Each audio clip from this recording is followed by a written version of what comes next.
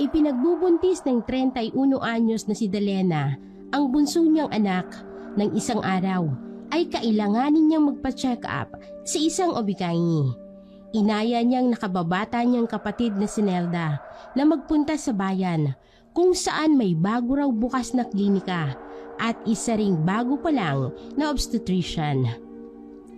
Nelda, gumaya ka na. Pupunta tayong bayan. Samahan mo ako magpa-check up. May hindi ako magandang nararamdaman sa tiyan ko. Nag-aalala ako. Baka kung ano na ito. Baka kung mapano ng baby ko. Sige po ate. Sandali lang po ah. Teka lang ate. May bagong bukas na klinika sa bayan ah. Doon ka ba magpapa-check up? Oo naman. Yun lang naman ang klinika sa bayan. Tsaka kauna-unahan pa yan. Mabuti nga't meron na tayo eh. Makakatipid na rin tayo sa pamasahe. Hindi tulad nung dati, abay luluwas pa tayo sa lungsod. Ang layo pa, napaka-hassle. Oo nga ate. Ano ba kasing nararamdaman mo dyan sa tiyan mo? Teka, sinusunod mo ba yung mga bili ni Lola para hindi aswangin yung tiyan mo?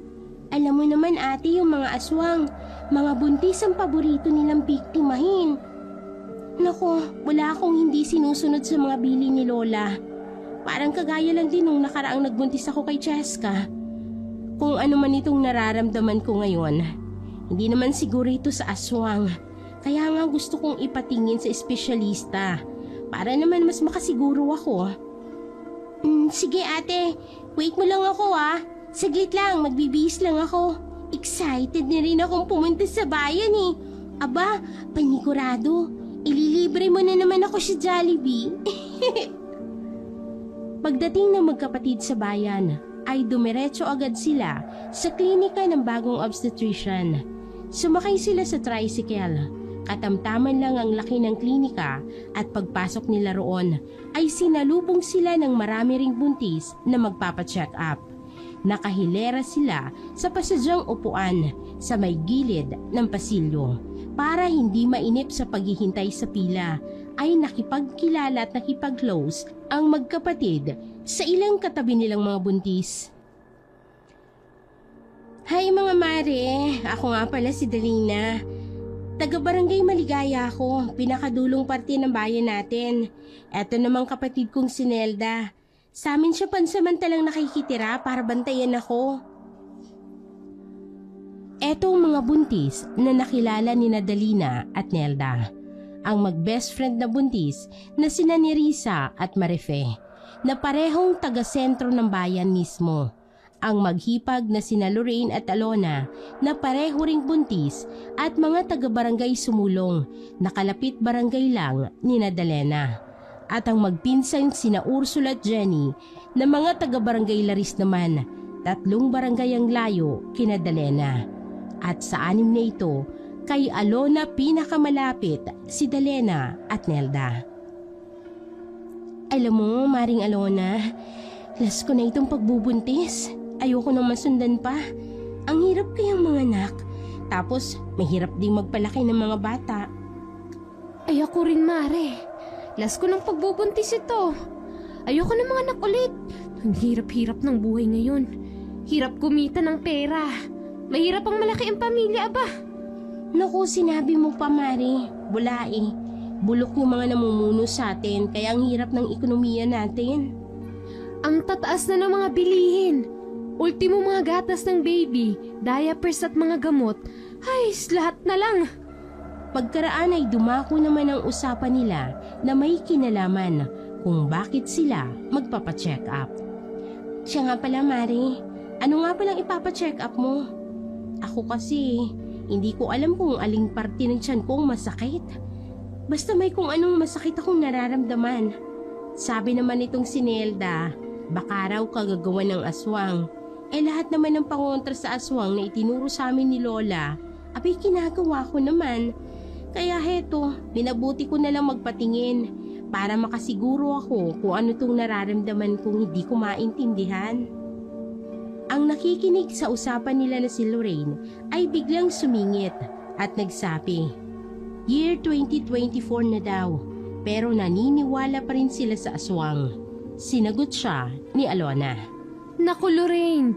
Totoong may mga aswang pa rin. Lalo na yung umaakyat sa bubong at humahabang parang sinulid na alambre ang dila at mga buntis ang binibiktima. Ano nga mong tawag sa ganon? Yung na-feature dati sa Jessica Soho. Nakisali na rin sa usapan ng kapatid ni Dalena na si Nelda. Tik-tik po ang tawag doon, ate. Yung may maririnig ka pong tik-tik, tapos wala kang kamalay-malay. Nakatusok na pala sa tiyan mo yung parang krayom nitong mahabang dila at tinutunaw na yung sanggol sa loob ng tiyan mo. Ay, Diyos ko! Nakangingilong isipin ang paraan nila ng pampibiktima. Naku, ayokong maranasan yan. Ayokong mabiktima ang baby ko ng tik-tik. Siya nga pala, may alam ba kayong pangontra sa mga tik-tik o sa mga aswang? Mabuti na yung may pangontra kung sakali. Ang ibang buntis ay nakikinig at nagpahayag na gusto rin nilang malaman kung ano ang mga pangontra sa mga aswang. Mahirap daw kasi itong naghihintay sila ng maraming buwan, tapos mabibiktima lang sila ng tik-tik. Kailangan nilang gawin ang lahat ng paraan ng pag-iingat para sa kaligtasan ng mga sanggol na nasa kanilang sinapupunan. Si Dalena ay ready naman na ibahagi ang mga nalalaman niyang pangontra sa mga aswang o mga tiktik. Heto makinig kayo mga mare.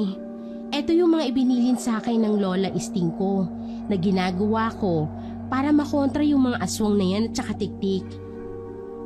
Magsabit kayo ng bawang sa mga bintana at pintuan ng inyong mga bahay. Maglagay kayo ng walis na nakabaliktad sa may pintuan para hindi sila magtangkang pumasok. Kung may buntot kayo ng pagi, isabit nyo rin ito sa dingding sa inyong kwarto. Pwede rin kayong maglagay ng lukbutan ng 2 bala ng baril. Isang pumutok na at isang hindi pa. At lagi nyo itong dalhin. O kaya naman, magsuot kayo lagi ng damit na telang kulay itim. Ang dami naman palang pwedeng pangontra eh. Siguro magsusuot na lang ako lagi ng damit na itim at magsasabit ng bawang sa mga bintana at pintuan ng bahay namin. Ikaw ba, Dalena? Alin dyan ang ginagawa mo? Halos lahat naman ginagawa ko yun. Yun sigurong magdala ng bala ng baril ang wala ako. Pagkaraan ay binalingan ni Dalena ang kapatid niyang si Nelda. Teka, Nelda, nasabi ko na ba ang lahat? May isa pa ate. Pwede rin maglagay ng red towel o pulang tela sa ibabaw ng inyong tummy.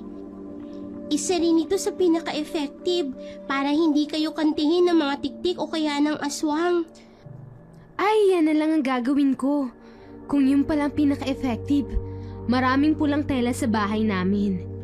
Maraming ritasong nakastack sa sewing room ng nanay ko. Isa siyang mananahi. Si Lorraine ay sumingit naman. Tinanong niya si Dalena kung effective ba talaga ang mga nabanggit niyang pangontra. Pinagdududahan niya na baka hindi ito epektibo. Ang dahilan niya ay baka nakapag-adjust na rin ang mga aswang o ang mga tiktik. Paano raw kung may pangontra na rin sila sa mga nabanggit na pangontra ni Dalena? Sa mga tanong na yun ni Lorraine ay napabaling si Dalena sa kanyang kapatid. Nelda, hindi yata natin naisip na ganyan yung mga naiisip ni Lorraine. Minsan nga tatanungin natin si Lola Isting. Hindi nga malayong outdated na rin sa mga pangontrang itinuturo niya sa atin. Mukhang kailangan natin ng mag-update ng mga pangontra. Oo nga ate no, malamang outdated na din yung mga itinuro ni Lola sa atin. Pwede nga palang makabago na rin ang taktika ng mga aswang ngayon sa pambibiktima. Ibig sabihin, kailangan nyo talagang mga buntis na magdoble ingat. Kailangan nyo mag-extra pagmamatyag sa inyong paligid. Ang nakikinig ding si Nerissa ay napasambit na wag na silang matakot. May pagkanerbiyosa daw kasi siya at medyo liblib na parte na ang kanilang baryong tinitirhan. Malayo pa raw ang mga bahay. Basta Mari, gawin mo na lang yung ilang mga pangontrang nabanggit ko. Hindi ko ma-outdated na yun, wala nang epekto. May epekto pa rin naman kahit papano. Para at least maalerto kayo kapag nag-react na yung aswang o kaya yung mga tiktik sa pangontrang meron ka. Makakaiwas ka agad kayo. Samahan nyo na rin ang dasal. Yun ang pinaka-epektibong pangontra.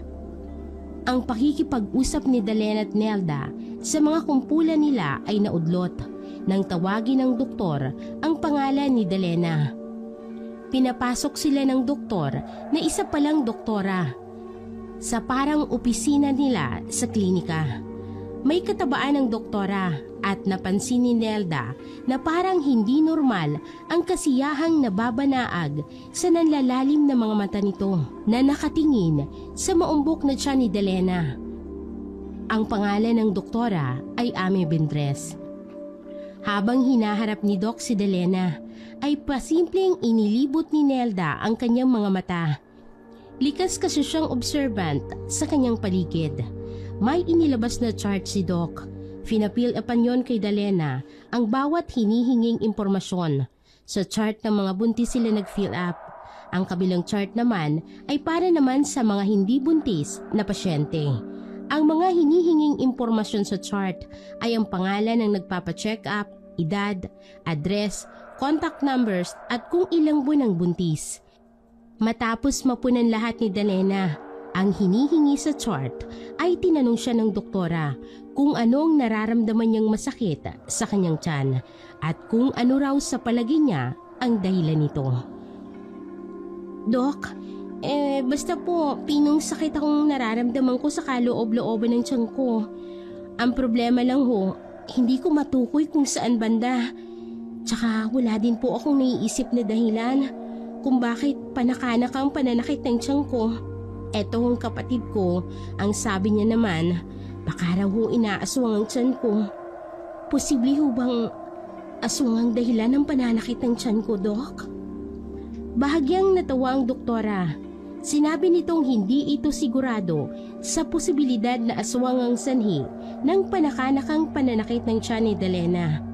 Sa medical field daw nito ay hindi umaayon sa folk beliefs.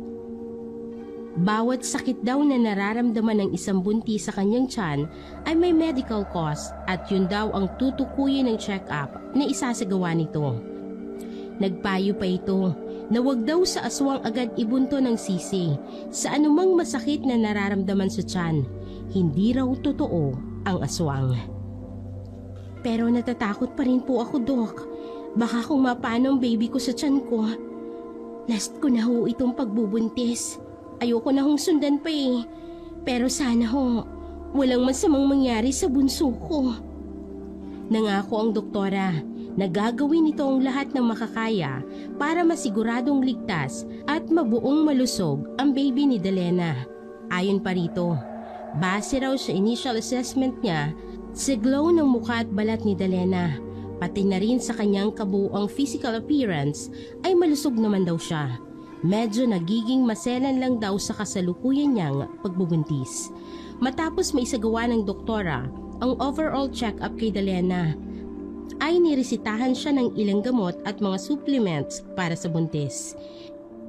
Binilinan din siya kung ano-ano ang mga dapat at hindi dapat gawin para maiwasan ang cramps sa kanyang tiyan na siyang dahilan ng panakanakang pagsakit nito. Sa tuwing makakaramdam daw siya ng kahina-hinalang pananakit ng tiyan, ay magpa-check up kaagad rito. Dapat daw niyang tandaan na maselan ang pagbubuntis niya. Kaya kailangan niya ng doble ingat para sa kanyang baby. Oh, Doc, salamat po ng marami. Kahit papaano po nabunutan ako ng tinik. Dahil wala pong mangyayaring masama sa baby ko. Isa pang mahalagang payo ng doktora kay Dalena ay huwag kung ano-anong inilalagay sa kanyang tiyan. Iwasan niya daw magsuot ng itim na mga damit, lalo na ngayong sobrang init ng panahon. Sinisip-sip daw ng itim na mga damit ang init sa paligid na maaaring magdulot daw ng pagiging hindi komportable. Baka raw ma-heat stroke siya at madamay pa ang kanyang baby. Ganoon ho ba, Doc? Paano po kaya kung pulang damit ho kaya? Sumisip-sip din ho ba yun ng init sa paligid? Mainit din daw ang pulang damit dahil semi-dark color daw ito. Mas mabuti raw na magsuot na lamang ng hindi mga matingkad na kulay para presko lagi sa pakiramdam. Mas mainam daw na isuot ay ang mga kulay katulad ng sky blue, pink, peach o kaya white. Okay po, Doc. Sakto ho, mga ganyang kulay ho talaga ang paborito kong isuot. Totoong nakakapresko sa pakiramdam ang mga yan. Kumpara naman po sa itim tsaka sa pula. Madalas po talaga akong pagpawisan kapag ganun ang sinusuot ko. Nang makalabas sina Delena at Nelda sa silid ng doktor ay, "Naku, paano kaya yan, ate? Hindi ka naman nagsusuot ng itim o pulang damit. Di wala ka ng pangontra sa aswang. Hindi naman ko mo nagpahiwatig na si doktora na huwag kang magpapaniwala sa mga aswang. Hindi ka na magsusuot ng mga pangontra. Iba pa rin yung may proteksyon ka pa rin." Tama ka naman, Nelda. Siguro ang gagawin ko na lang, magtapal na lang ako ng mga kapirasong tela. Magsasabit na rin ako ng mga itim na damit sa dingding tsaka sa kwarto namin ng kuya mo. Totoo naman kasi napakainit sa katawan kapag nagsusuot ako ng itim o di kaya'y pulang damit. Parang ang hirap huminga. Di ganun na lang ang gagawin mo. Tsaka ate, iba rin si doktora, no? May pa-chart pa siya. Tsaka gusto pa niya kumpleto lahat. Ang mura pa ng check-up niya. Tapos libre pa ang paanak dito sa klinik niya, mga pasyente. Pustahan tayo. Papatok tong klinik niya eh. Dudumugin malamang ito. At ganoon na nga ang nangyari. By word of mouth, sumikat ang klinika ng Obigaini. At mula nang unang nagpa-check up doon si Delena, ay dumalas na rin ang pagpapa-check up niya. Kasama niya palagi si Nelda. Maging ang mga nakikilala nilang mga buntis ay dumadalas na rin sa pagpapa-check up. Hanggang sa mga anak, ang unang pasyenteng buntis, ito ay si Nerissa. Sa klinika mismo ni Dr. Bindres siya nanganak. Hindi nila inaasahan ang nangyari.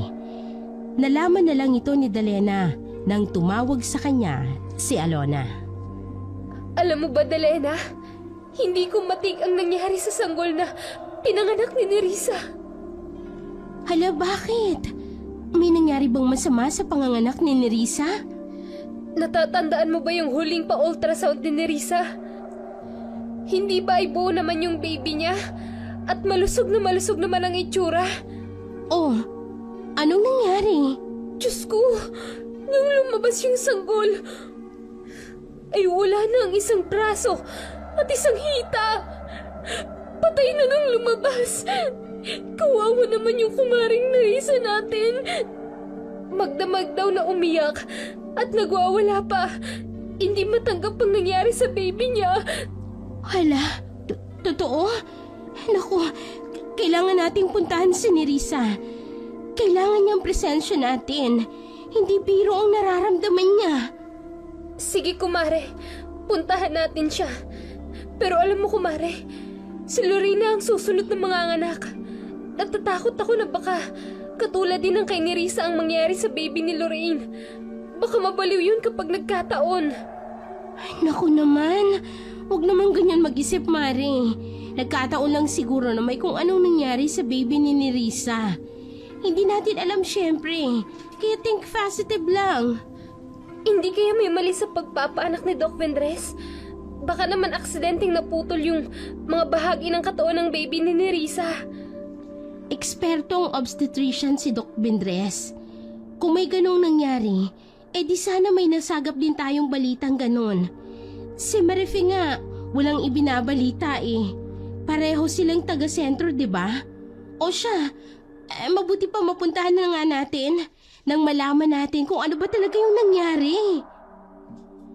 Nakaburol na ang sanggol ni Nerissa sa bahay nila nang puntahan ni Delena, Alona at Nelda. Nakasilid ang labi ng sanggol sa isang puting kahon na may nakapalibot na puting mga bulaklak. Nandoon na rin pala si Dr. Bindres na nakasuot ng itim na salamin na sawaray nakikiiyak sa mga naroon. Makalipas ang 2 araw ay sumunod namang nanganak si Lorraine. Pero hindi ito sa klinika ni Doc Bindres nanganak. Si Alona naman ang kabaryo nito ang nagbalita kay Dalina sa tawag sa cellphone. Ate Dalina, sagutin mo tong tawag sa cellphone mo. Tumatawag si Ate Alona. Baka may importanteng sasabihin. Oh, akin na. Hello, Mare. Oh, napatawag ka. Kumusta naman ang tiyan mo? May problema ba? Nanganak na si Lorraine, Mare. Ay, Diyos ko. Kinilabutan ako nang makita kong lumabas ang baby niya. Patay rin ang lumabas ng sanggol. Ay, grabe, Mare. Kung ang kay ni Risa ay walang isang hita at braso, ang kay Lorraine naman ay wala ng kalahati nitong katawan mula bewang pababa. Ay, grabe. Sobrang nangilabot ako nung makita ko ang itsura ng sanggol. Sus Maria Josep, bakit naman ganoon ang nangyari sa mga baby nila ni Nerissa? At mas grabe pa yung nangyari sa baby ni Lorraine. Ang hirap naman nun, Mari. 9 na buwan nilang pinagtiisan at hinintay ang mga sanggol. Tapos ganoon pang nangyari. Kumusta naman si Lorraine? Okay ba siya? Ayun na nga, Mare. Halos mabaliw si Lorraine. Hirap nga naming inalo eh. Nagwawala na rin. Pati si Doc Vendres, sinisisi niya sa sinapit ng kanyang baby. Irereklamo raw niya sa otoridad ang doktora at ipakukulong. Teka, sa klinik ba ni Doc Bindres siya nanganak? Hindi nga, Mari eh. Ayaw mismo ni Lorraine na dun manganak dahil sa takot na baka matulad siya sa sinapit ni Nerissa. Nagtawag lang sila ng mahusay na kumadrona dito sa amin. Eh di walang kinalaman si Doc Bindres sa pagkamatay ng kanyang sanggol. Kung hindi naman pala siya doon nanganak. Oo nga, Mari eh. Pero ipinasya na rin mismo ng asawa ni Lorraine na paimbestigahan pa rin si Doc Vendres. Baka raw may mali sa pagpapractice nito ng kanyang propesyon. Kaya parehong may diferensya ang mga sanggol na ipinanganak nila ni Nerissa. Ay di ba nga pareho naman silang nagpa-ultrasound ng onset na ng kabuuanan nila. Tapos, pareho pang malulusog naman at buong mga sanggol. Pero nung lumabas, pareho nang may nawawalang parte ng katawan. Sa bagay nga, medyo parang may mali rin eh. Base sa resulta ng panganganak ni Nerissa at ni Lorraine. Teka lang, Mari. Di ba ikaw nang susunod na manganganak? Kabuuanan mo na rin ngayon, di ba? Doon ka ba manganganak kay Doc Bindres? Pinag-iisipan ko pa nga, Mari eh. Saka, sobra rin akong natatakot. Ayokong matulad ng sinapit ng mga baby nila ang mangyari sa baby ko. Siguro so komodron na lang din ako na nagpaanak kay Lorraine ako magpapaanak. Nakausap ko na rin naman yung Ale. Mag-iingat ka, ha? Baka may lahing aswang yung kumadronong nakausap mo. Naaalala mo yung mga pangontra sa aswang? Yung napag-usapan natin dati? I-apply mo ang mga yun para kung sakali. Mabuti na yung nakakasiguro tayo. Buhay ng baby mo ang nakataya dyan. Tandaan mo, ha? Ano ka ba, Mare? Matagal ko nang kakilala yung kumadron na rito, no? Marami nang napaanak yun. At lahat ay okay naman. Itong kay Lorraine lang talaga ang hindi okay ang kinalabasan. Ganun ba? Basta wag mo pa rin kalilimutan yung mga pangontra sa aswang at saka sa tiktik. Alam mo naman ang mga nilalang na yan. Mga walang patawad yan sa mga sanggol at buntis. Kaya nga, Mari eh. Tsaka, hindi rin naman talaga ako pumapalis sa paglalagay ng pangontra. Isa pa, hindi ko kinalilimutang hilingin sa Diyos ang proteksyon para sa baby ko. Malakas din ang pananampalataya ko na walang anumang mangyayaring masama sa baby ko. Okay na okay yan. Walang makakapantay sa malakas na pananalig sa Diyos. Pero syempre, laging samahan ng dasal ang pananampalataya natin ng kilos at gawa. Hindi yung nandyan na nga naririnig na natin ang tiktik sa bubungan, hindi pa rin tayo kumikilos, hindi ba? At sumapit na nga ang mismong araw ng panganganak ni Alona. Dahil kapit barangay lang naman ni Dalena ay nandoon sina Dalena at Nilda para saksihan ang panganganak at para na din obserbahan kung paano magpaanak ang kumadrona. Dalena, mambutit nandirito na kayo ni Nilda. Kahit papano ay nagdadagdag kayo ng lakas ng loob ko. Alam niyo ba, may sinabi sa akin kanina si Nanang Tasing. Basta mamaya ko na lang sasabihin sa inyo ha. Magfo-focus muna ako dito sa pagle-labor ko. Pahirapan ang nangyaring panganganak ni Alona. Paano ba naman ay parang ayaw lumabas ng sanggol sa kanyang sinapupunan. Ay, Diyos ko naman, parang may kumukontra sa paglabas ng baby mo, Alona. Ay, sige pa ha, dagdagan mo pa ng puwersa ang pag-iri mo. Ay, kayong dalawa naman mga iha, ipagdasal nyo ng taimtim na lumabas ng matiwasay ang sanggol. Ipagdasal ninyo na dagdagan pa ang lakas ni Alona. Abay, huwag kayong tumigil. Ay, sige na.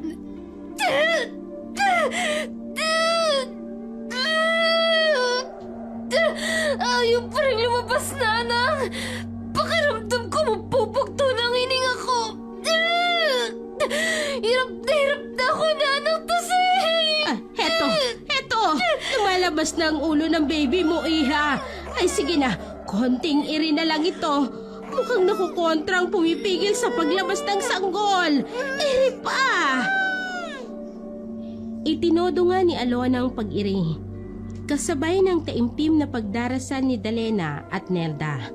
Maging ang asawa ni Alona ay naghihintay sa labas at taimtim na nagdarasal.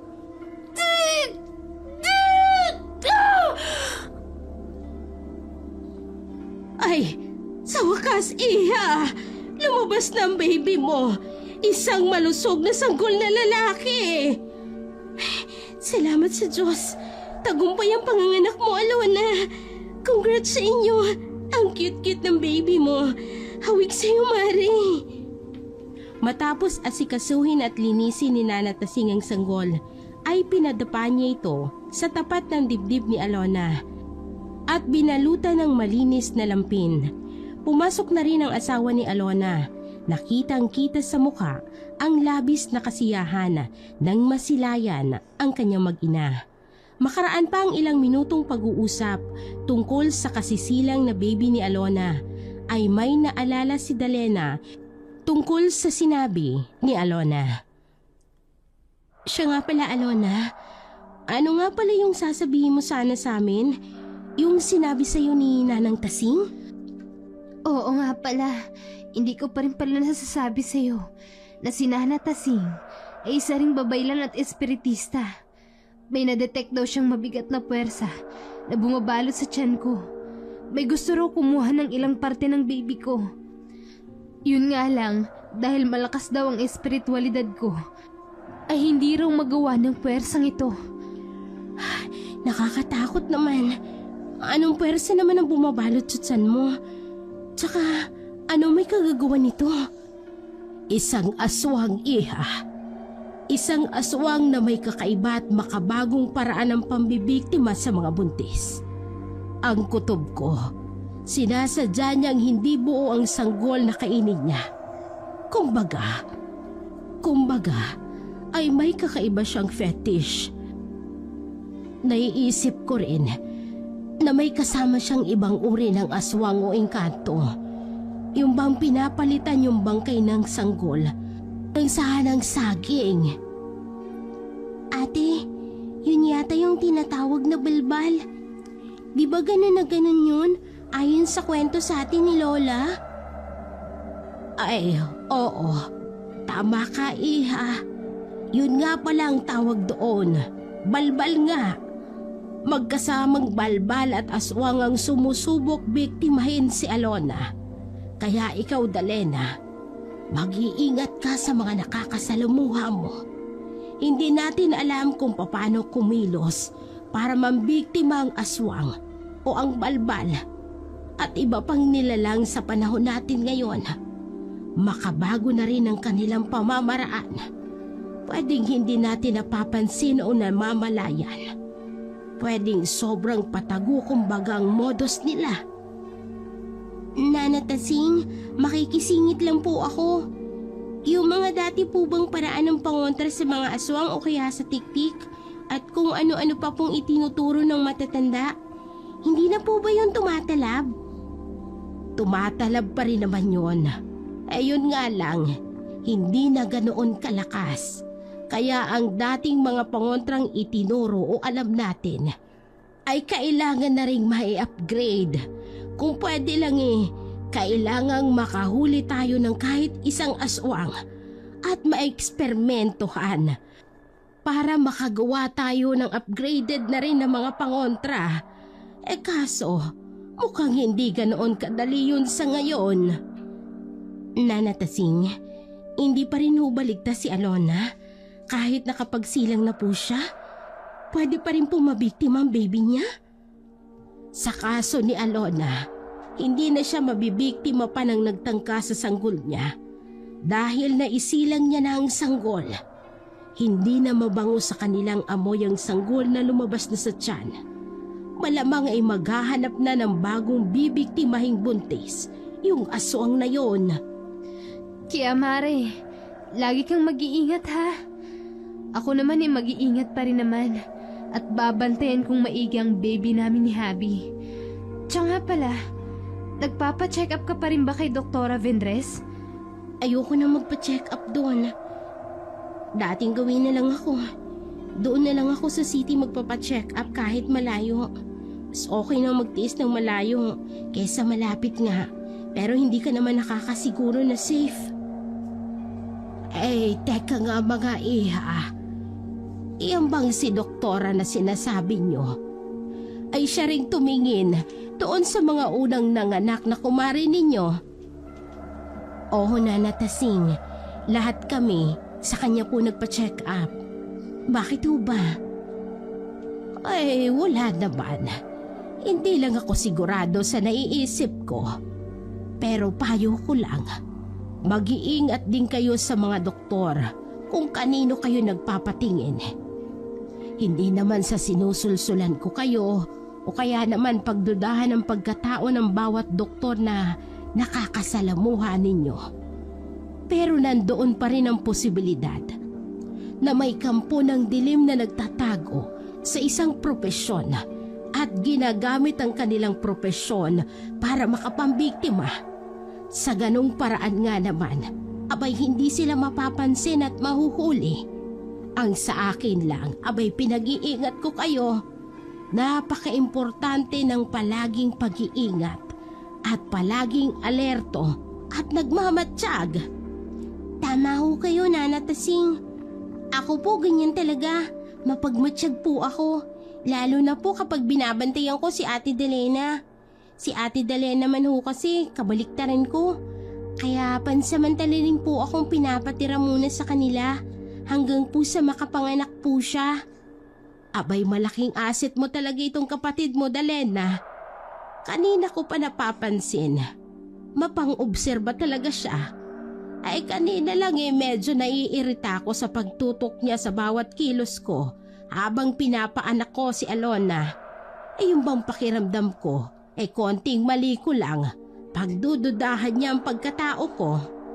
Ganyan ho talaga yung sinilda Nanang Tasing. Noon ko pa nga rin ho napapansin yung parang investigador na peg niya. Lalo na kapag nandoon kami sa klinik ni Doktora Vendres. Lahat ng gamit doon ay hindi niya pinapalagpas. Pati nga mismo si Doktora. Kulang na lang ay hubaran niya sa lalim ng kanyang palihim na pagtitig dito. Siya nga pala, Delena, sino nga pala ang susunod na manganganak sa akin? Si Ursula ba? Si Ate Marife, kabisado ko ang pagkakasunod-sunod ninyo. Susunod naman kay Ate Marife si Ate Jenny, tapos si Ate Ursula. Panghuli sa listahan si Ate Delena. Ayaw na rin pala ni Marife na sa klinik ni Doktora manganak. Maski si Jenny at Ursula, hindi nga rin sila nagpapacheck up doon. Balita ko pa dahil sa mabilis na pagkalat ng balita tungkol sa nangyari sa mga sanggol ni Nerissa at Lorraine. Wala nang gustong pumunta sa klinika ni Doktora Vendres. Napilitan tuloy siyang magsara at lumipat daw sa kung saan. Ay, mabuti na rin yun at lumipat na ang doktorang yun. Malas nga lamang ang lugar na malilipatan niya. Ay, siya nga pala. Maiwan ko na ho kayo ha. Maalala ko may katatagpuin pala akong isang manganganak din doon sa Purok 5. Basta yung mga biling ko, Alona, protektahan yung maigi ang inyong baby sa mga aali-aligid na masamang nilalang. Ikaw din, Dalena. Higit na lalo kang dapat na mag-ingat. At ikaw naman, Nelda, bantayan mong maigi ang ate mo. Ngayon ay sumapit naman ang kabuwanan ni Marife. Onset pa lang ang huling buwan ng kanyang pagbubuntis ay may mga napapansin na siyang hindi normal. Minsan ay nagpatawag siya kay Dalena. Itinanong niya kung madalas din bang sumasakit ang tiyan niya tuwing gabi. Ito raw kasi halos gabi-gabi kung sumakit ang tiyan. Madalas pa raw ay sa kalaliman ng gabi. Sumagot naman si Dalena.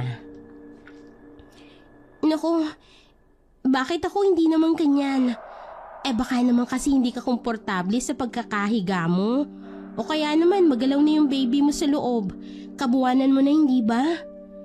Itinanong din ni Marife kung madalas din daw bang tumawag o mag-text ang bagong number sa kanya. Kay Marife daw kasi ay may makulit na bagong number na tumatawag. Tapos ay palagi naman daw blanco ang laman ng message. Kapag naman daw sinasagot ang tawag ay walang nagsasalita sa kabilang linya. Naalarma si Dalena. Hala, as in, iisang number ang gumugulo sa inyo? Tanong ni Dalena na sa unay sinagot ng oo ni Marife, pero agading binawi. Nang i-check nila ng asawa nito ang tawag at ang call history ng cellphone nito, iba-iba raw pala ang mga numero. Makaraan ay humingi ito ng payo kung ano ang gagawin niya. Ay naku, wag mo na lang intindihin yung mga number na yan. Alam mo naman, uso na yung mga ganyan. Kung hindi yan scammers, baka nanggugulo lang ng mga tao. Focus ka na lang dyan sa tiyan mo, Mare. Abay, ilang araw o linggo na lang, manganganak ka na. Ang nakikinig namang si Nelda ay sumingit. Teka ate, naalala ko yung sinabi ni Nana Tasing. Iba na ang modus ng mga aso ngayon, di ba? Ay, oo nga pala. Nako, Marife, maging alerto kayo palagi dyan ang asawa mo. May nakausap kaming kumadrona na isa ring babaylan at espiritista. Siya yung nagpaanak kay Alona. Ang sabi ng kumadrona, makabago na rin daw ang paraan ng pambibiktima ng mga aso ngayon sa mga buntis. Kaya kailangan nating mag-ingat at magmasid sa paligid. Kada hindi normal na nangyayari sa paligid natin, posibleng kagagawa ng aswang o iba pang alagad ng dilim. Hanggang sa sumapit nga ang araw ng pagsilang ni Marife, nabulabog ang mga kapitbahay nito nang magsisisigaw ito sa takot. Akalain ba naman na ulo na lang ng sanggol at inulnan ang isinilang nito? Agad na nabalitaan ito ng magkapatid na Nelda at Dalena. Hindi rin nag-aksaya ng panahon si Dalena na ipaabot agad ito kina Jenny at Ursula. Kaya naman, nag-group video call sila. Kinikilabutan ako sa nangyari kay Marife. Ulo na lang ng baby niya ang pinanganak niya. Kailangan natin ng sobrang pag-iingat.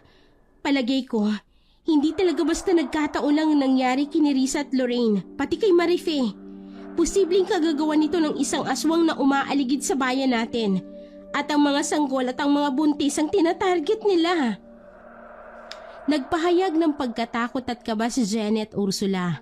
Mabuti pa raw ang kumare Alona nila na maayos na nakapanganak. Wala na raw itong dapat na ipangamba. Ipinahayag naman ni Ursula ang kanyang pagkainis sa mga aswang. Bakit hindi pa daw malipol ang lahat ng mga aswang sa mundo? Ang hirap daw magbuntis. Pagkatapos mabibiktima lang din ng aswang. Kahit na anong pag-iingat pa raw ang kanilang gagawin. Lahat ng pangontra sa aswang na alam natin, di gawin natin. Subukan nating i-upgrade. Maging alerto tayo lalo na sa gabi. Gawin natin ang lahat dahil buhay ng mga baby natin ang nakasalalay dito. Tinanong ni Jenny si Dalena kung anong upgraded ng pangontra ang ina-apply niya. Lahat daw kasi ng pangontrang napag-usapan nila ay ginawa na nito at sa tingin naman daw nito ay effective naman. Si Ursula din ay ganoon din, lalo na raw yung paglalagay ng pulang tela sa tapat ng tiyan nito tuwing matutulog sa gabi ay hindi nito kinakaligtaan. May katabi din daw ito sa pagtulog na 2 bala ng baril. Sinagot ni Dalena ang bandang unay tanong ni Jenny. Alam ba ninyo yung halamang makabuhay? Maghanap kayo nun. Palagi niyong dalhin. Iyon daw yung halamang sobrang kinakatakutan ng mga aswang. Iyan daw ang tanging pangontrang hindi pwedeng ma-outdated. Dahil halaman na mismo yan. I-search niyo sa Google para alam niyo ang itsura nito. Para makahanap kaagad kayo. Nagpahanap talaga kaagad si Jenny sa binanggit ni Dalena. Si Ursula naman ay tinanong si Dalena na baka alam din niya ang pangontrang gamit ni Alona.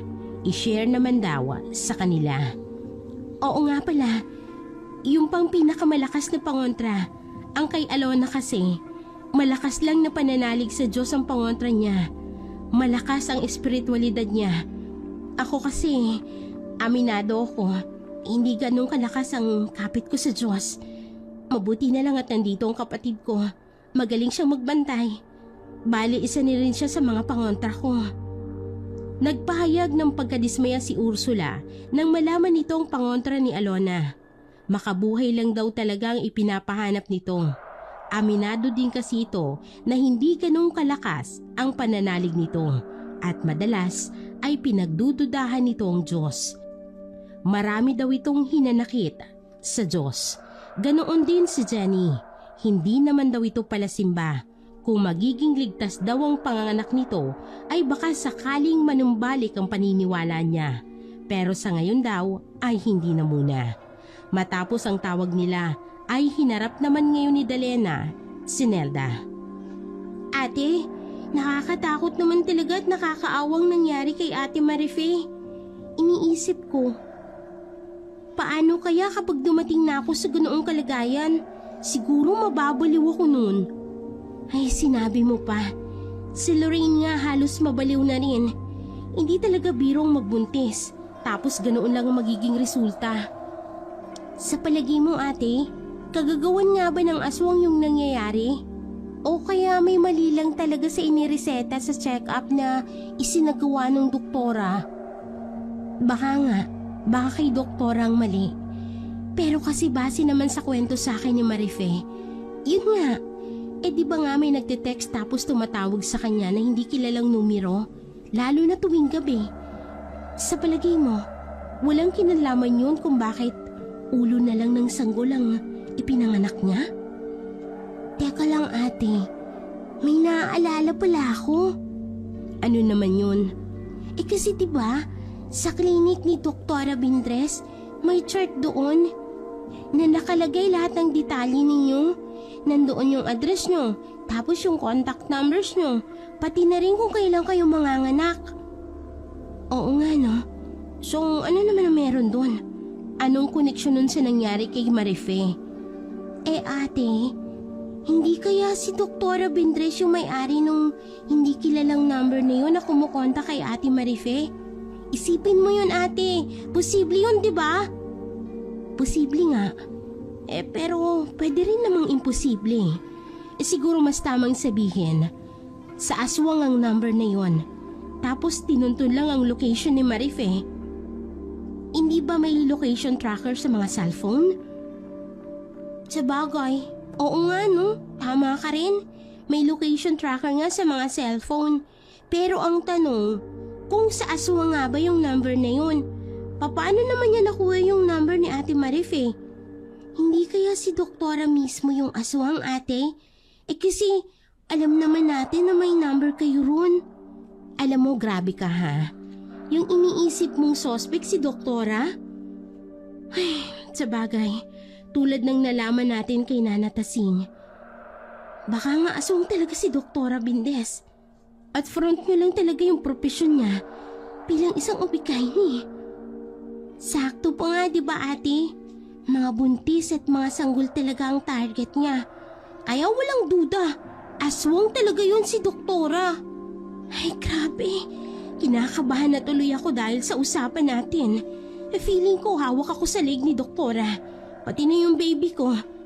Ay Diyos ko, huwag naman sana. Ayokong mawala sa akin ang baby ko. Ano nang gagawin natin ngayon, Nelda? Mag-isip tayo ng paraan. Ayokong danasin ang tulad ng nangyari sa baby ni Nerissa, ni Lorraine at ni Marife. Sinasabi ko sa'yo, masisiraan ako ng bait kapag nagkataon. Relaxed ka lang ate. Marami naman tayong makabuhay rito eh. Tsaka huwag kang mag-alala. Babantayan kita ng sobrang higpit pa. Baka lalo lang mapano ang baby mo eh. Sobra na yung pag-aalala mo. Paano kung aali-aligid na pala sa bahay si doktora at naghihintay na lang ng timing? Eh di syempre, ako muna yung makakaharap niya bago ikaw. Sisiguraduhin ko yan sa doktora na yan na mas matatakot siya sa akin. O ba, bubusalan ko kaagad ng maraming makabuhay yung bibig niya. Tingnan lang natin kung hindi niya makalimutan na aswang siya. As if naman magagawa mo talaga yon, ha, Nelda? Eh kung ako na lang kaya yung umaswang sa'yo, ate. Total wala ka namang bilib sa akin eh. Halika na mabiktima na kita. O siya, sige na, kakalma na. Hindi mo na kailangang umastang aswang dahil kahit noon pa, medyo mukhang aswang ka naman. Sumapit na ngayon ang kabuwanan ni Jenny. Siya na ang susunod na manganganak kay Marife. Base sa chart ng doktora, minsan ay alanganing oras itong tumawag kay Dalena. Sobrang takot na takot ito.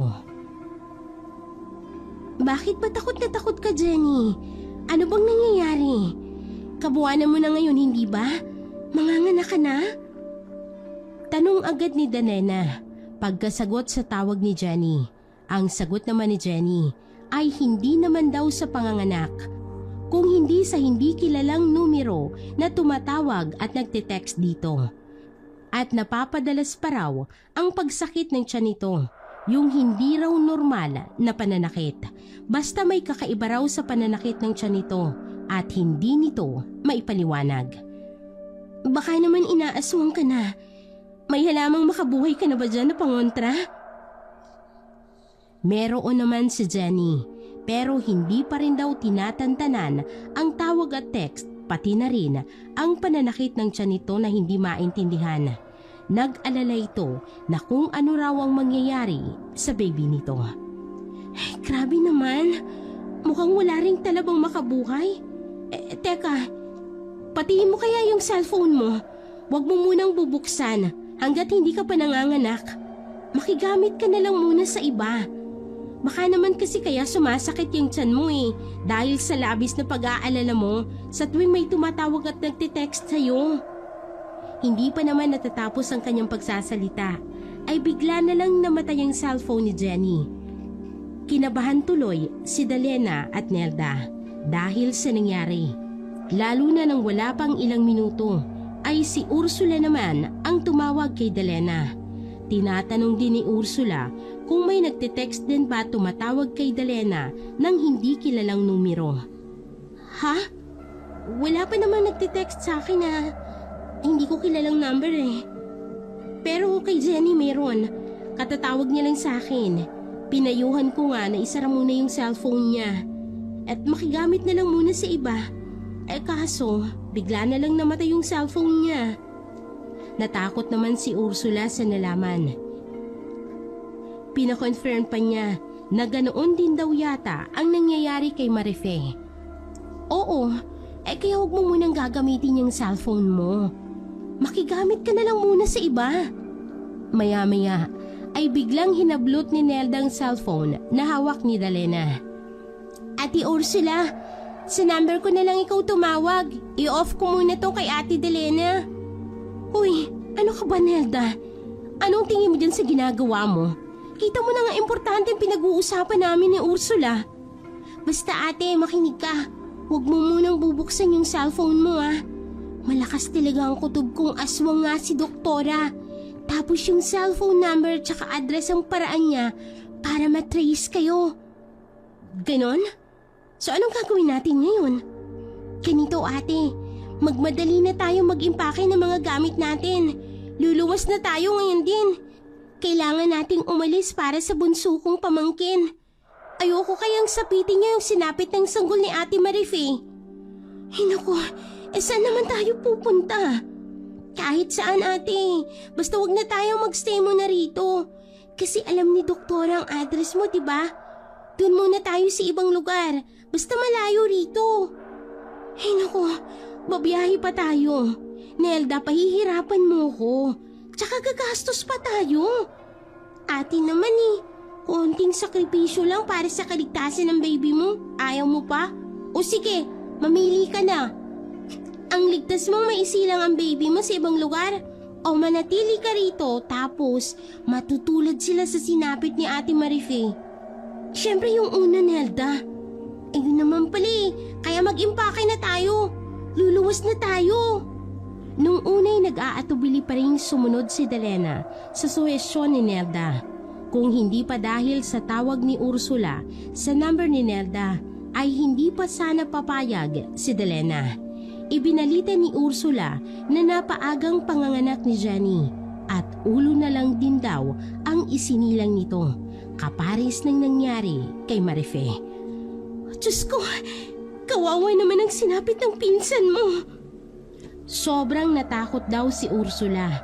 May itim na anino raw kasi silang nakita sa bubungan ng bahay ni Jenny bago ito nagsisisigaw dahil sa sinapit nito. Hindi raw nila mawari kung ano ang itim na anino na yon sa bubong ng bahay ni Jenny. Pero sigurado daw si Ursula na may kinalaman yon kung bakit ganoon na lamang ang ipinanganak ni Jenny. Malamang nga Ursula, baka aswang o di kaya tiktik yung nakita ninyo. Kailangan mo nang umalis dyan sa inyo para hindi ka rin mabiktima ng tiktik na yon. Ako ngayon luluwas muna. Lalayo muna kami tulad ng payo sa akin ni Nelda para raw hindi ako matrace ng tiktik na yon. Malamang daw si doktora yun mismo. Napatanong si Ursula kung saan naman daw siya pupunta. Sobrang lalayo pa naman daw kasi ng mga kamag-anak niya. Kahit saan, basta wag ka lang magstay dyan. Kasi alam na ni doktora ang address mo. Sa mga kamag-anak ng asawa mo, wala ka bang matutuluyan? Oo nga raw pala.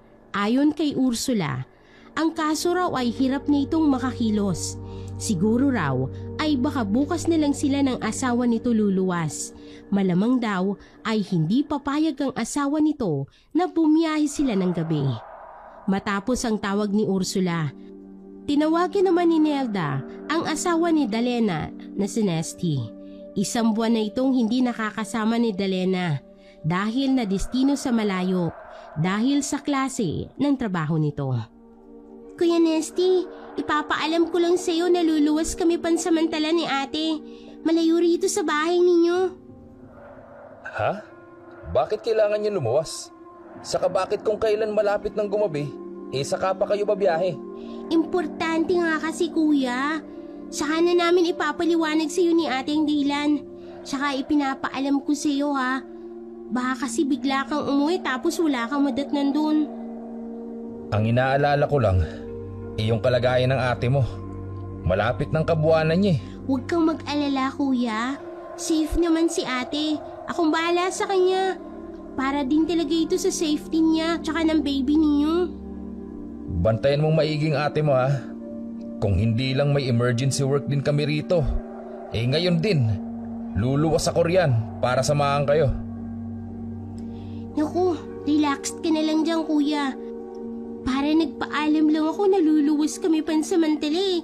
Kung ano-ano nang iniisip mo, huwag ka nga mag-isip ng negative dyan. Oh, eto, kausapin mo muna si ate para naman mapayapa yung loob mo. Hello, Han. Okay lang ako. Sobrang importante lang talaga ang pagluwas namin ngayon. Saka ko na ipapaliwanag, ha? Huwag kung ano-anong iniisip mo, okay? Ay, ate. Oh, nandito na pala yung inarkila nating sasakyan. O, sige na, Han, ha? Nandito na yung sundo namin. Pangako, Mag-iingat kami. Ikaw rin. Mag-iingat ka dyan, ha? Miss na kita. I love you, Han. Matapos naman ang tawag ni Nesty, ay bumiyahe na nga sina Delena at Nelda. Sa biyahe, madaraanan nila ang barangay ni Ursula. Bandang highway lang kasi ang bahay nila. Dahil paggabi na, ay madilim-dilim na sa paligid. Pagtapat ng minivan na sinasakyan nila sa bahay ni na Ursula, ay sumilip sila sa bintana. Ganoon na lamang ang gulat nila nang mapansin nilang may itim na anino na gumagapang sa bubungan ng bahay ni na Ursula. Diyos ko! Nelda, totoo nga ang sinasabi mo. Malamang ay si Doktora ngayon. Napansin mo ba yung anino? Yung maiksi ang buhok? Paris na paris niya. Sabi ko naman sa iyo, ate. Ikaw lang ang ayaw maniwala. Pero ate, kawawa naman si Ate Ursula at yung baby niya. Teka lang, tatawagan ko siya. Ikaw na lang, tawagan mo siya. Bigyan mo ng babala. Sabihin mong may anino sa bubong ng bahay nila. Bilisan mo na, Nelda! Mabilis namang tinawagan ni Nelda ang numero ni Ursula. Agad din namang sumagot yun. Yun nga lang ay hindi pa man nasasabi ni Nelda ang dapat sabihin. Ay bigla na lang siyang parang naistatwa nang muli niyang silipin sa bintana ng minivan.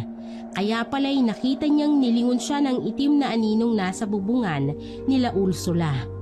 Parang kumikislap ang pulang mga mata ng aninong yun na pansamantalang parang nahipnotismo kay Nelda.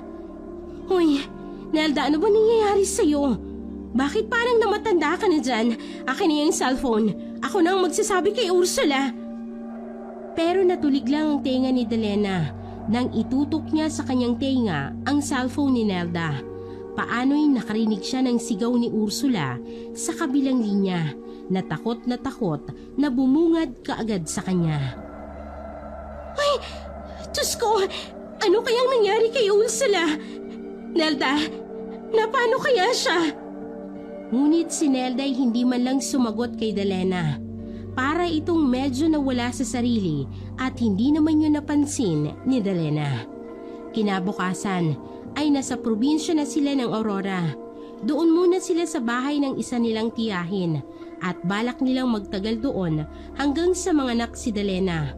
Kung tungkol naman kay Ursula, si Alona ang nagbalita sa kanila ng nangyari rito sa pamamagitan ng isang tawag sa numero ni Nelda.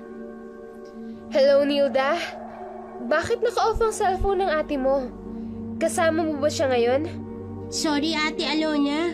Hindi ko pala nasabi sa iyo na hindi mo na ginagamit ni ate ang cellphone niya.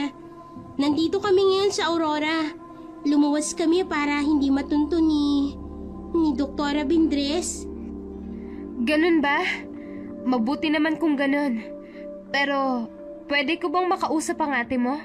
May ibabalita lang ako sa kanya. Ipinasa ni Nelda ang cellphone kay Delena. Hello, anong balita? May balita ba kay Ursula? Ay Mare, kawawa ang sinapit ni Ursula. Sinimot daw ng aswang na tiktik ang laman ng tiyan niya. Parang nanggigil daw ang tiktik na yon, na pati dugo niya ay sinaid. Wala na rin ang kumari natin, Mare. Sorry sa nangyari, Mare, ha? Wala rin kaming nagawa ni Nelda kagabi. Anong ibig mo sabihin, kumare? Bakit ka nagsusorry? Kagabi kasi, habang nasa biyahe kami, napansin naming may itim na anino na gumagapang sa bubungan ng bahay ni Ursula nang matapat kami sa kanila. Yung hubog ng aninong yun, katulad kay Doktora. Tinawagan namin si Ursula kagabi para balaan siya. Pero huli na, kasi nagsisigaw na siya sa takot. Ganoon palang nangyayari sa mismong oras na yun. Ganun ba?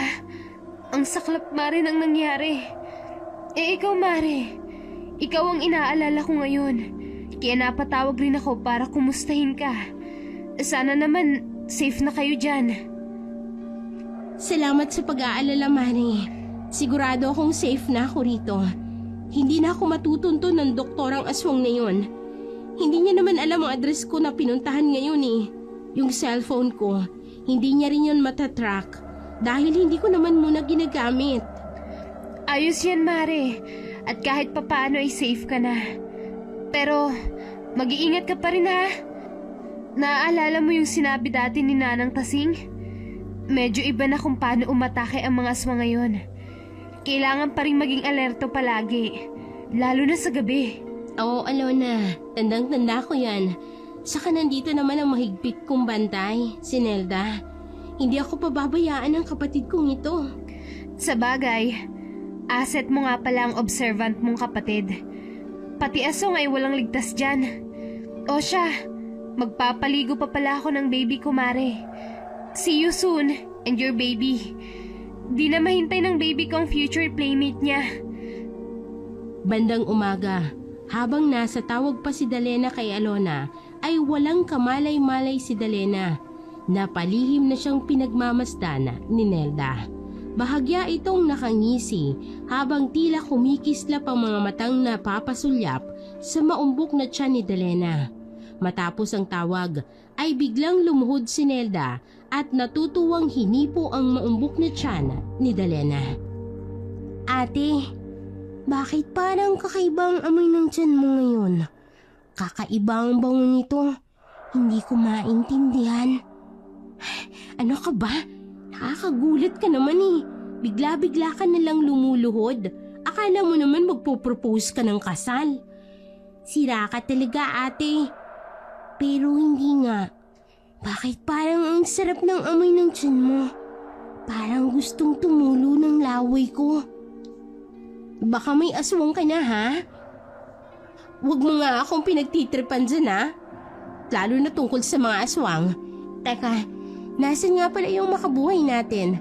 Nadala ba natin? Oo nga pala, ate. Nakalimutan pala nating magdala. Paano yan? Wala kang pangontra. Dito yata kila tita wala rin silang tanim ng makabuhay. Ay, naku, kailangan nating maghanap kaagad. Importanteng may pantaboy tayo sa aswang. Hindi na siguro kailangan, ate.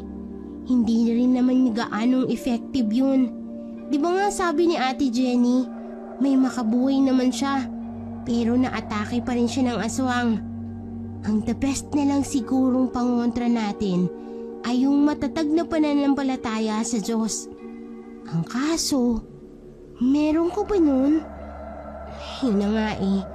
Kaya kailangan may gawin tayo ngayon kung sakali may ibang aswang naman dito na nakakaamoy sa akin. Alam mo, ate, may ibang aswang ka namang dapat katakutan. Yun ay ang aswang na Yanggaw. Yanggaw? Anong klaseng aswang yun? Yung bago pa lang na aswang. Bago pa lang na nahawaan. Kumbaga, wala pang epekto sa kanilang kahit na anong pangontra. Pero once na na-trigger sila at magigising ng pagiging aswang, basta-basta na lang sila aatake nang hindi mo inaasahan. Ibig mong sabihin, nangahawa rin ng mga aswang? Nakakahawa rin ng pagiging aswang? Oo, ate. Depende sa kakayahan ng aswang at sa taong mahahawaan nila. Hindi ko eksaktong alam ang proseso ng pangahawa. Pero isa lang alam ko, kahit natakasan na natin si doktora, hindi pa rin tayo safe. Pwedeng may nakasunod pa rin sa atin na hindi natin namamalayan. Gaga ka, ha? Ikaw, may nararamdaman ka bang nakasunod sa atin? Pagganahin mo ang pagiging observant mo. Kung sasabihin ko sa iyo, ate, na merong ang nakasunod sa atin, matutuwa ka? Aba, syempre hindi. Bakit ikaw? Parang natutuwa ka pa. Hindi, natutuwa lang ako. Kasi wala ka nang kawala. Natutuwa ako sa kung paano kayang magiging reaksyon mo. Luka-luka ka, ha? Teka nga, asa na ba si tita? May nakalimutan pala akong itanong sa kanya. Hinanap agad ni Dalena ang tita Dory niya. Hindi niya sinabi kay Nelda kung ano ang gusto niyang itanong sa tita nila. dahil may nabubuong pagdududa sa isip ni Dalena tungkol sa kapatid niyang si Nelda. May napapansin siya ritong kakaiba. Nakita niya ang tita Dory niya sa likod ng kanilang bahay. May winawalis na mga tuyong dahon na nagkalat sa damuhan. Bago kinausap ni Dalena ang tita niya, ay siniguro muna niyang wala sa paligid si Nelda. Tita Dory, may itatanong lang ako sa iyo. Di ba marami kang alam tungkol sa mga aswang? Oo, bakit? Natatakot ka ba na baka may aswang dito sa lugar namin? Medyo, tita. Tita, may aswang ba talaga na Yanggaw? Nabanggit kasi sa akin yan ni Nelda. Bagong hawa pa lang daw na aswang. Yung tawag na Yanggaw? Oo, tama. At mahirap kapag may kasama kang ganyan na bago pa lang na magiging aswang. Lalo na sa tulad mong buntis. Abay, delikado ka. Ha? Tita, posible bang mahawaan ng aswang si Nelda? May kakaiba kasi akong napapansin sa kanya lately. Parang medyo may off sa pagkatao niya ngayon. Hala, pati ba naman kapatid mo pinagsususpetsahan mo? Eh bakit? Aktual ba kayong may naengkwentrong aswang para mahawaan siya? Meron nga, tita. Yung doktora, kung kanino ko nagpapacheck up dati. Hindi namin akalain na isa pala itong tiktik na aswang na nagtatago sa likod ng kanyang pagiging ubigayni. Madalas ko magpa-check up ako. Kasama ko palagi si Nelda. Hindi ko eksaktong alam kung paano nahahawa ang pagiging aswang, ha? Iba-iba rin siguro ng paraan nila sa panghahawa. Depende sa sitwasyon at kung gaano kalakas ang taglay nilang kapangyarihan bilang isang aswang. May palatandaan ba, tita? Para malaman na ang isang tao ay bagong hawa pa lang ng aswang? Teka, ano ba kasing napapansin mo kay Nelda at pinaghihinalaan mo siya? Kanina kasi, tita, bigla na lang siyang lumuhod sa harap ko na parang natutuwa siyang hinaplos ang tiyan ko. Tapos ang sabi niya, parang may kakaiba raw na bango sa tiyan ko. Parang ang sarap daw ng amoy. Tapos kanina lang na nag-uusap kami, parang hindi ko na siya kilala. Parang nagbago ang pagkatao niya. Pati yung paraan niya ng pananalita. Mukha ngang papuntang Yanggaw ng kapatid mo. Hindi ka na rin safe dito, Dalena. Delikado ka. Ano nang gagawin ko, tita? Halika, sumama ka sa akin. Doon ka muna kay Kasepyo, sa isang magaling na antigero dito sa amin. Doon ay safe ka hanggang sa mga naka. Ngunit nang kikilos na sana si Dalena para sumama sa tita niya, ay may napansin siya. Tita, bakit parang hindi ako makagalaw? Hindi ko mayakbang ang mga paa ko. Ano nangyayari sa akin? Sa likuran ni Dalena at Dory ay lumitaw si Nelda. Napansin ito ni Dory. Putya, nakalimutan ko palang sabihin sa'yo, Dalena. May kakayahan ng mga Yanggaw na kontrole ng target nilang biktimahin. Nasa likod pala natin si Nelda. Paglingon ni Dalena ay papalapit na nga sa kanila si Nelda. May kakaibang ngiting nakapinta sa mga labi nito. Sabi ko naman sa'yo, ate, mahigpit na tagabantay mo ko. Bakit? Balak mo ba akong takasan? Narinig ko ang pinag-uusapan ninyo ni tita. Iniisip nyo na isa akong Yanggaw. Pwes, malalaman natin mamayang gabi. Maawa ka sa ate mo, Nelda. Huwag mong ituloy ang pagiging Yanggaw mo.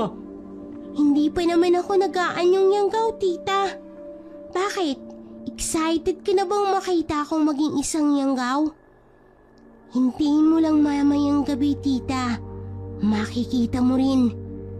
Ikaw naman, ate Dalena. Tara na sa loob. Baka kasi may ibang makaagaw sa pamangkin ko. Nang tangkain na sanang akayin ni Nelda si Dalena sa loob ng bahay ng tita Dory niya, ay biglang may kung anong isinabit na baging si Dory sa liig ni Nelda. Hinugot niya ito mula sa likurang bulsa niya. Isang halamang makabuhay na hugis kwintas. Yok! Ano to, tita? Akala mo ba effective pa sa akin yan? Nagkakamali ka. Hindi na effective ang makabuhay. Kung may epekto man yun, nakakadiri lang. Yok! Ngunit isa pang inihugot ni Dory sa kabila niyang bulsa. Isang maliit na punyal. Sinubukan niya itong itarak sa dibdib ni Nelda. Ngunit katakatakang naging mabilis ang pagresponde ni Nelda. Oh, ano na naman ito, tita? Balak mo rin akong patayin? Pasalamat ka, hindi ka buntis at wala akong pakay sa'yo. Pero dahil sagabal ka sa plano ko, pues, dapat ka nang burahin sa mundo. Wag, Nelda! Maawa ka naman kay tita! Maawa ka sa amin! Please, huwag kang maging yanggaw! Ngunit tila walang anumang narinig si Nelda. Nagawa niya pa ring hablutin ang bulsa ng tita Dory niya at ubod lakas niya itong binuhat sa ere. Pagkaraan ay malakas niya itong ibinalibag. Tumama ang katawan ni Dory sa bakod na pader at nawala nito ng malay. Samantalang binalingan naman ngayon ni Nelda si Delena. Tara na sa loob, ate. Doon tayo magkwentuhan habang hinihintay natin ang pagsapit ng gabi. Ayoko. Hindi ako sasama sa'yo. Isa kang yanggaw. Sasama ka ba sa akin? O gusto mong ibalibagtin kita tulad ng ginawa ko kay Tita Dory? Walang nagawa si Delena kung hindi ang sumama kay Nelda sa loob ng bahay ng kanilang Tita Dory. Isa pa'y kinokontrol siya ng kakaibang puwersa ni Nelda. Kusang humahakbang ang kanyang mga paa pasunod kay Nelda. Sa loob ng bahay ay puwersahang iginapos ni Nelda si Delena paupo sa isang silya. Hindi naman magawang makapiglas masyado ni Delena dahil sa kanyang kondisyon. Namimigat ang kanyang katawan dahil sa kanyang ipinagbubuntis. Saglit silang nagkwentuhan hanggang sa sumapit na ang takip silim. Alam mo ate, dati iniisip ko, kapag nakagraduate ako ng high school, teacher ang gusto kong kurso. Pero ngayon, naisipan ko nang magpalit. Alam mo ba kung anong kursong gusto kong kunin? Pues, mamaya ako sasabihin sa'yo kapag naging yanggaw na ako. At nag-umpisa na ngang kumalat ang dilim. Kasabay nito'y nag-uumpisa na rin ang pagbabagong anyo ni Nelda tungo sa isang yanggaw. Todo hingal sa kaba si Delena habang nasasaksihan niya ang nakatatakot na pagbabagong anyo ni Nelda. Pumulat umalsa ang mga mata nitong naging ugatan. Umumbok ang bunganga nitong nilitawan ng nagtutulisang mga ngipin. Naglabas-masok din ang naging kulay itim niyang dila na humaba at naging parang dila ng bayawak. Ang daliri naman nito at ang mga kamay ay tinubuan ng pagkakatulis-tulis ng mga kuko. Napakapangit na ni Nelda at biglang bumaho na rin ang amoy. Walang ano-ano'y biglang lumundag ang yanggaw na si Nelda kay Delena. Ang ulo nito'y umakma sa umbok ng kanyang tiyan. Pasensya ka na, Ate Delena. Akin na muna itong pamangkin ko. Buena mano sa marami pang sanggol na kakainin ko sa hinaharap kapag isa na akong ubigay ni parehas ni Doktora Bindres. Akto na sanang itutusok ang matulis na dila ni Nelda sa tiyan ni Delena ay hindi natuloy nang mapaungol sa matinding sakit si Nelda. Kaya pala ay may kung anong matalim na bagay ang tumusok sa kanyang likuran at tumagos sa kanyang puso. Pasensya ka na rin, pamangkin. Pero ang isang yanggaw na tulad mo ay hindi na pwedeng magtagal pa sa mundo. Isang mahaba at malalim na kalis na gawa sa pilak ang itinarak ni Dory sa likod ni Nelda, katapat ng kanyang puso. Noong nagbalik ang malay nito mula sa pagkabalibag sa pader, ay plinano na kaagad kung paano pababagsakin si Nelda kapag naging isa na itong yanggaw. Naghintay rin talaga siya ng tamang tiyempo. Paunti-unting bumalik sa dating anyo si Nelda. Nang duguang bumulagta siya sa sahig, may kung ano ring itim na usok ang sumingaw mula sa kanyang mga mata. May itim na usok na sumisingaw sa kanyang mga mata, Dalena. Sinyalis ito na sa matinding titig siya hinawaan ng isang aswang. Base sa itsura kanina ni Nelda, papunta na sa tiktik ang kanyang anyo. Hinawaan siya malamang ni Doktora. Naalala ko, tita, nung nasa minivan kami, bigla na lang siyang natulala at nakatingin sa anino ni Doktora na nasa bubong ng bahay ni na Ursula. Doon malamang nagsimula ang lahat. Ngayon ay ligtas ka na, Dalena. Yung nga lang, nakakalungkot. Hindi ko ginustong nangyari ngayon kay Nelda. Patawarin mo ko at patawarin din ako ni Nelda. Nag-iyakan na lamang silang magtita dahil sa sinapit ni Nelda. May mga luha ring tumulo mula sa gilid ng mga mata nito na hindi napansin ni Dalena. Noong sumunod na 3 araw ay nagsilang na si Dalena ng kanyang malusog na sanggol na babae at kahawig na kahawig ito ni Nelda.